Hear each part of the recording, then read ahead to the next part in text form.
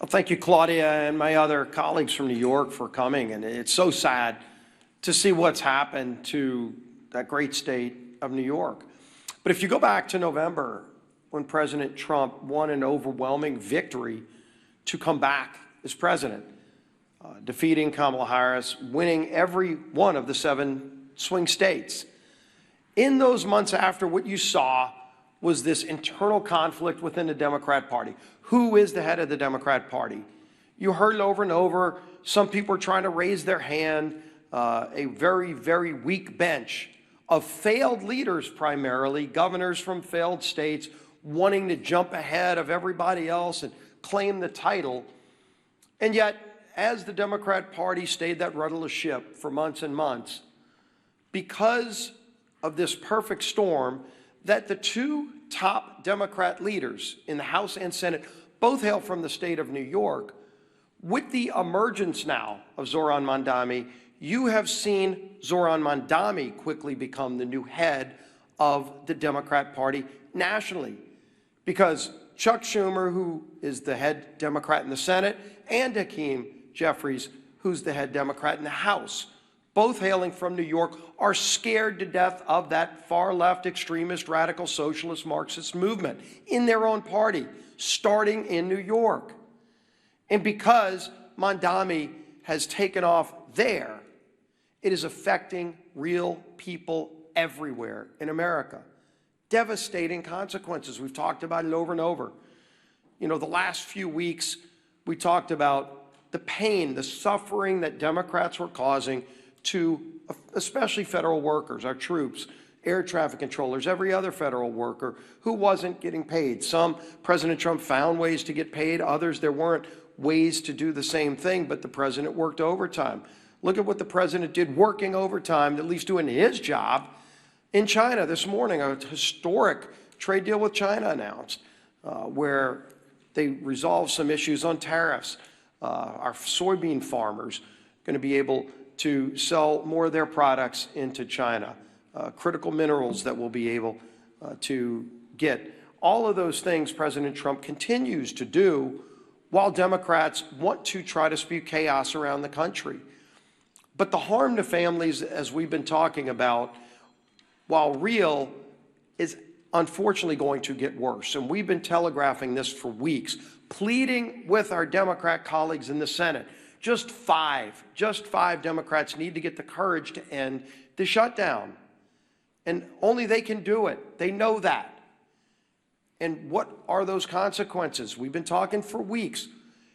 Coming this weekend, Saturday, 42 million SNAP beneficiaries will lose those benefits. Those cards are going to go to zero. When they go to the grocery store to try to put food on the table, there will be no money in those accounts. And what is Chuck Schumer going to tell those families? It's no longer hypothetical. It's no longer theoretical. It's real suffering and pain, and they know that.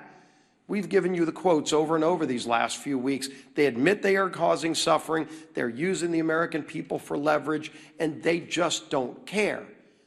But I think they're going to start hearing more and more from people. There's some people we've been hearing from. The National Veteran Advocate, his retired U.S. Army Sergeant Eric Donahoe, said this, quote, "The decision to vote against advancing the CR is now causing financial harm to families who serve this country."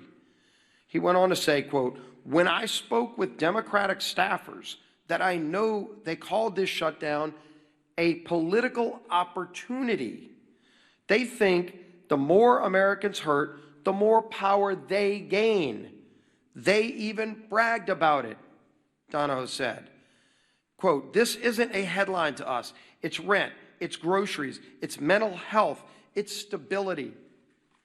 And of course, you've heard just a few days ago, we had the National Air Traffic Controllers Association and the American Federation of Government Employees demanding that Democrats pass the clean CR.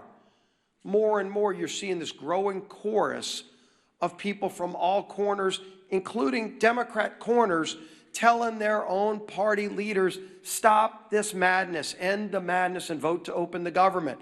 But again, this weekend, it gets even more painful, more suffering that they will impose if they keep this madness up. And so I'm going to try to find 5 Democrat senators. It's all we need is 5. So let's start with Jon Ossoff in Georgia. Starting this weekend, over 1.3 million enrollees in SNAP in his home state of Georgia lose their benefits. 1.3 million, Senator. What are you going to tell those families if you vote no today? If you vote to take their food away this weekend? That's what your vote means today. 109,000 federal workers in his state of Georgia. Of course, the largest airport in America is in his home state of Georgia, and they're already experiencing flight delays in Atlanta. 231,000 women, infant, and children will lose their benefits in Senator Ossoff's home state of Georgia if he votes no today. Think about them when you're casting that vote. Senator Warner in Virginia, 825,000 SNAP enrollees in his home state of Virginia. 189,000 federal workers. Don't come up here and give some speech lamenting about the hardships those people are facing when you're the one voting to impose those hardships. You can stop that today by voting yes. 107,000 women, infant, and children will lose their benefits in Virginia if Senator Warner votes no.